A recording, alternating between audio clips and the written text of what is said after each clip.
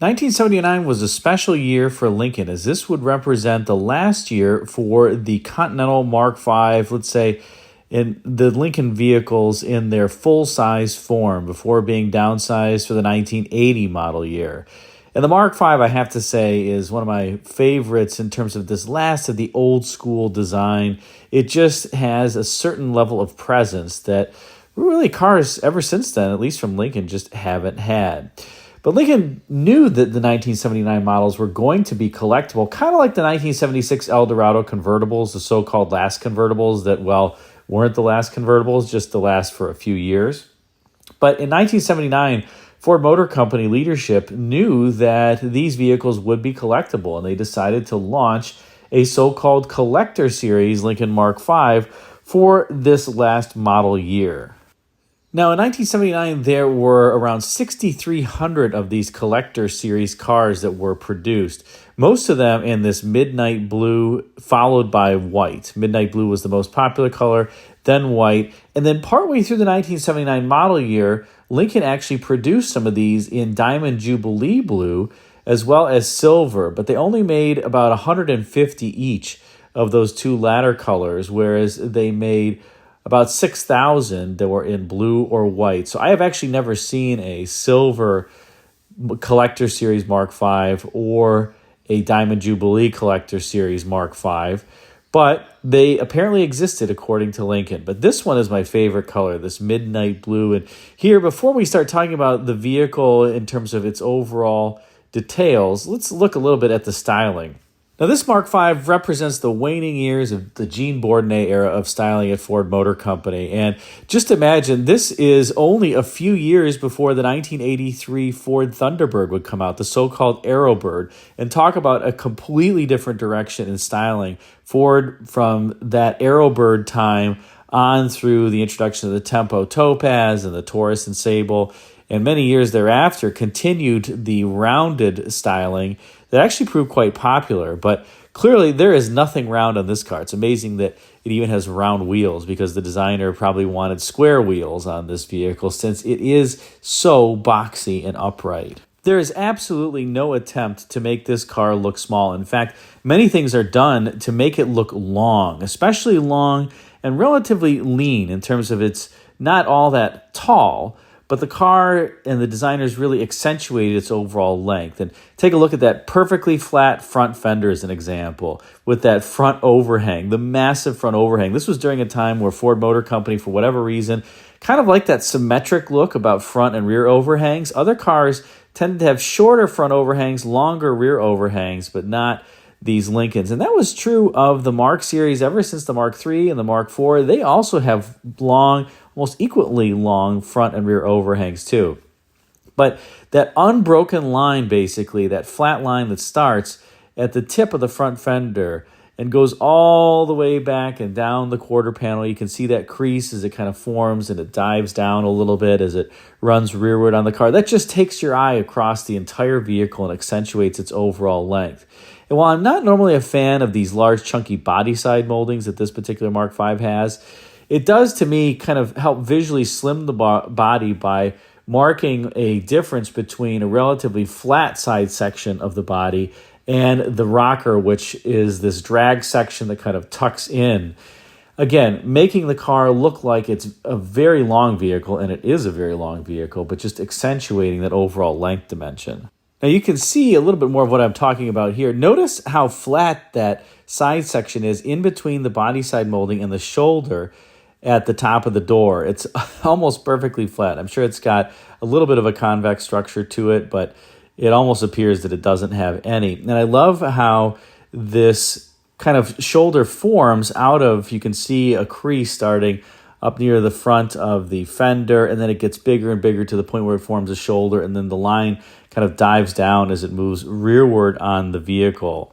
Now, these Marks did have rather large fender flares, and that was something that really started with the Mark IV. The Mark IV had quite pronounced fender flares. The Mark IIIs were more muted, but they were interesting in terms of being narrower at the leading edge and then kind of flaring out as they went around the wheel. And you see a little bit of that similarity here where the wheel arch is narrow at the front end and then it kind of starts flaring out as it moves toward the top of the wheel.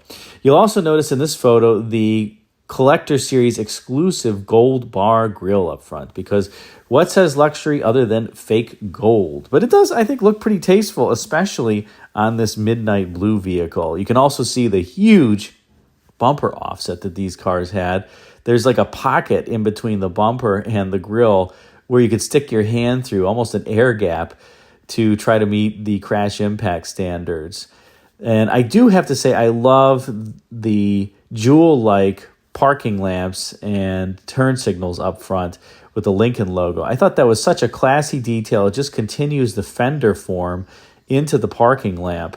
And I think it looks great and very expensive. Here's a little bit more of what I'm talking about up front. Notice that air gap. You can actually see the ground in between the bumper and the grille. I think probably the most unfortunate detail in this Mark V. I almost want to just get rid of that rubber flubber piece and pull the bumper in closer toward the car. But, oh well, this was how they were made. I suppose somebody could do that if they wanted, but it just, to me, is kind of an unfortunate detail that was dictated by the safety standards of the time. Now, out back, you can see a little kitschy detail of the Collector Series Mark V, and that's that padded faux Continental spare tire hump there. I can't think of too many cars that have this vinyl grain that's on the trunk itself, but, well, Lincoln did it, and it was an exclusive vinyl grain associated with the Collector Series that they used not only on that padded section, but also on the vinyl top.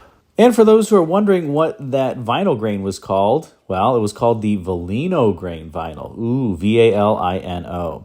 Now you can see from this rear three-quarter view that the wheel arches on the Mark V are a little bit different than the Mark III. They're very similar to the Mark IV in that they're symmetrical. The Mark IIIs were not. The back portion of the wheel arch was fatter than the front portion. But still a good-looking wheel arch overall, although you can see that the tires look really far inboard on these cars. That's true of the Mark IV as well. Kind of looks like a hippo on a bar stool, as my friend John Manoogian would say. But, you know, that's kind of how it is. And with the rocker tucking in, it doesn't look all that bad. Imagine if that rocker were just flat out. It would look very bizarre. You also see that some of the front end design is repeated in the rear, namely that the taillights kind of mimic the front turn signals and that they're a continuation of the quarter panel, just like the turn signals are a continuation of the front fender.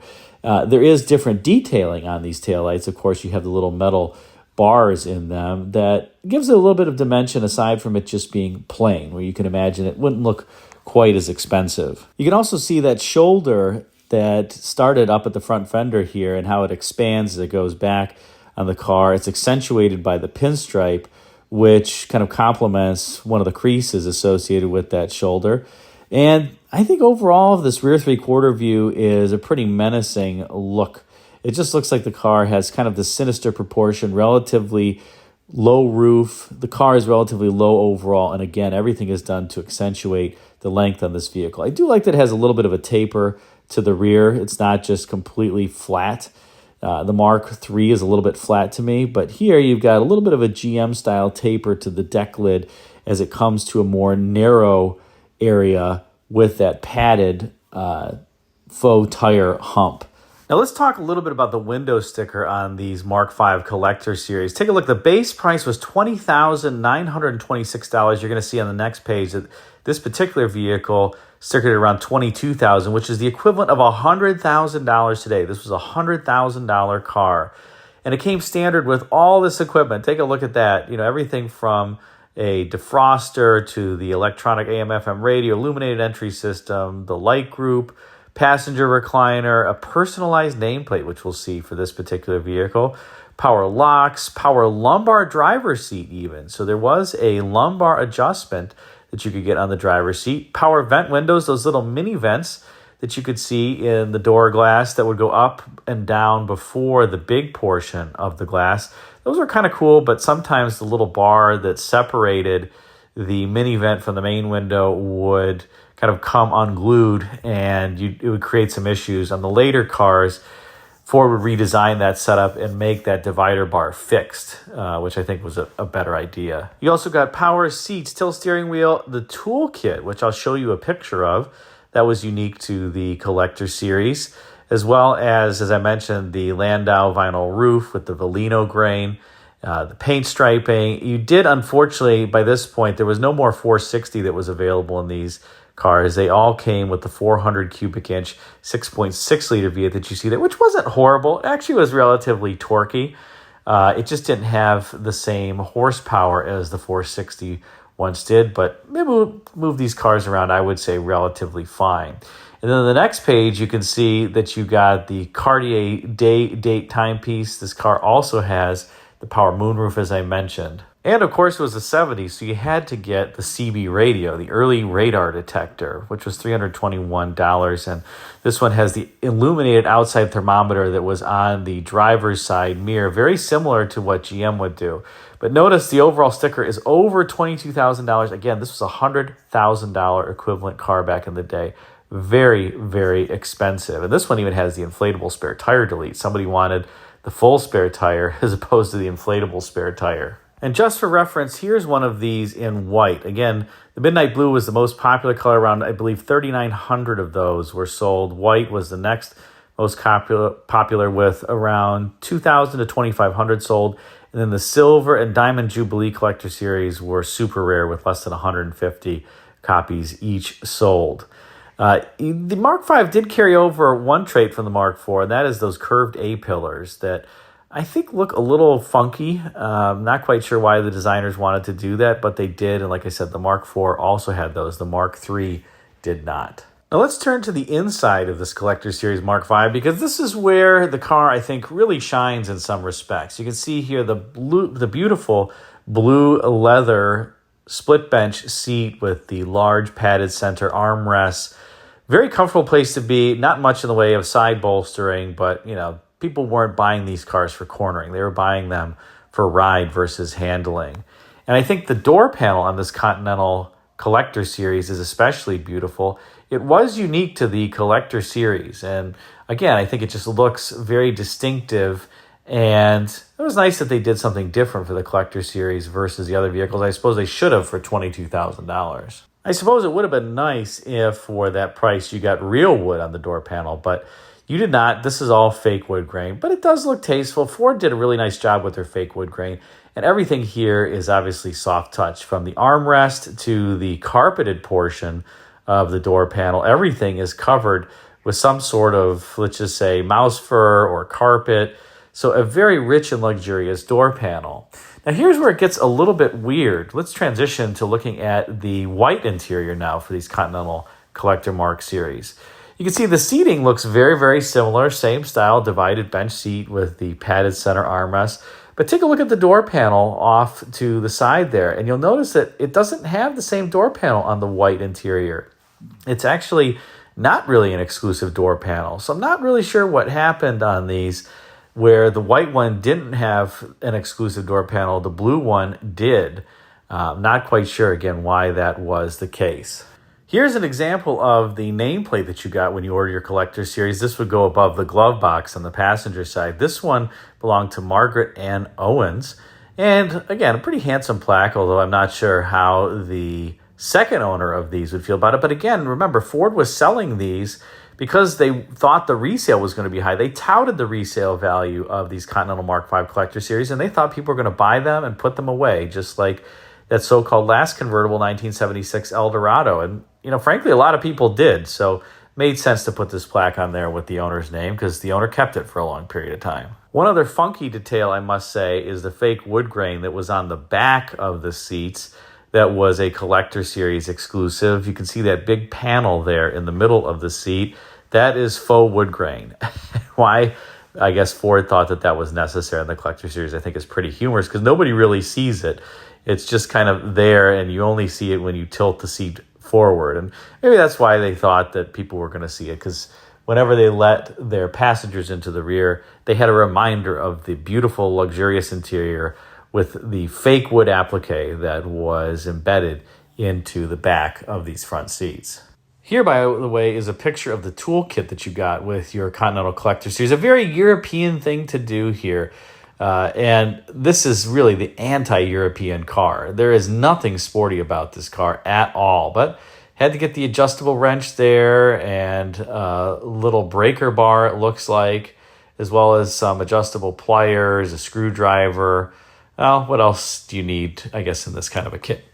And in terms of the interior, you get a relatively tasteful interior with, I think, a very convincing looking wood grain. But this is the dash that's carryover from the Mark IV as well as the 1972 Thunderbird.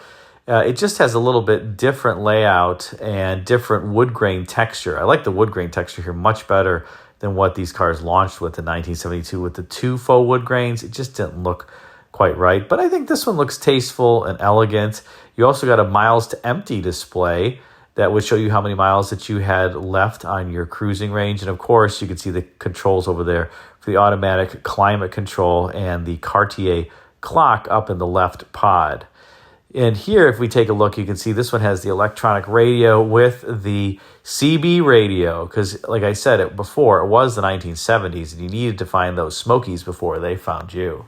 Now let's move to the underhood department. And as I mentioned before, this was the only engine that you could get in your Mark V and indeed your big body Lincolns was the 400 cubic inch, 159 horsepower, 315 pound-feet of torque V8. And it just wasn't quite the same as the 460 was. The 460 was making over 200 horsepower in these days. But the torque rating was almost identical between the 400 and the old 460. So these do move away relatively smartly from a stoplight, although if you're passing anybody at, let's say, 55 miles an hour and above, they are a bit of a wheezer and choked down by the emissions that you can see. Look at all the vacuum hoses in this engine bay. You'll also notice the GM A6 air conditioning compressor. Lincoln had switched to GM air conditioning in 1972 as they couldn't get their old school two-piston compressor to really cool as quickly as they wanted. And so that GM A6 compressor would sweep the Ford lineup in the coming years, but it started with Lincoln in 1972. You can also see in this photo the crown cap GM Saginaw power steering pump that Ford used. So they were using a fair amount of GM stuff under hood. Sorry, Ford lovers, that your Ford has GM things underneath the hood. You can also see the ignition box there that's mounted on the driver's side fender well. An interesting placement, I guess easy to replace. But overall, quite a few emissions type thingamajiggers under hood here, as that was the time that this car was produced. And of course, you have the catalytic converters underneath it. And so the 159 horsepower, wasn't all that bad for the day in terms of domestic vehicles, but it just wasn't the same scoot that these cars once had with different engines under hood. And there you have it, the detail on the 1979 Continental Mark V Collector Series. And perhaps, I guess, one of the things that's most interesting is that the value proposition of these cars kind of bore out versus what Ford was originally thinking. They were thinking these was going to be collector cars, and I've seen these go for very high prices when they have low miles on them. It wouldn't be unusual to see one go for $40,000 or $50,000. I wouldn't be surprised if they even top that in the coming years for ones with extremely low mileage. Low mileage, as many people know, is kind of all the rage now. It used to be restored cars were the rage, and it's really flipped to original cars. So if you can find one, buy it. And I think this particular photo shot also really shows off what the designers were trying to do in terms of symmetry of this vehicle. Notice the A-pillar rake is very similar to the C-pillar rake. The front overhang very similar to the rear overhang. It just has that balanced view, although it's not a supremely elegant car. It doesn't have a lot of elegant surfacing to it. It's kind of crude in a number of ways, especially with those very slab-sided body sides, aside from the shoulder and then the drag section lower where the rocker kind of tucks in. But I do think that it is a car that, with its formality and its architectural type style, certainly conveys money and wealth and power. When you see one of these driving down the road or pulling up in the parking lot, you do not think that this is an inexpensive vehicle. In fact, you think the opposite of that, and for very good reason. As you heard, this was a near $100,000 car back in the day, at least in terms of equivalent purchasing power in 1979 versus 2025. Hope you enjoyed this spotlight on the Continental Mark V Collector Series. If you did, be sure to drop a comment in the comment section and like the video. Thanks again for watching.